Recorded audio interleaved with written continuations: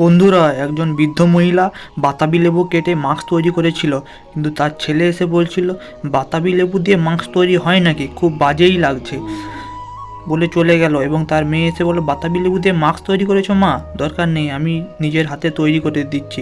এই বলে কাঠ নিয়ে জঙ্গলে চলে গেল। প্রথমে কাঠটির উপর একটা নকশা করে নেই, নকশা করার পরে নকশা অনুযায়ী কাটতে থাকি কাঠগুলো।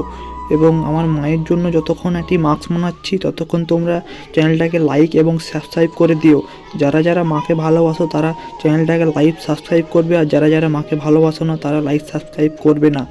এরপরে সুন্দরভাবে তৈরি করার পর আরও যাতে মাস্কটি সুন্দর লাগে তাই জন্য আমি রং করতে লাগলাম।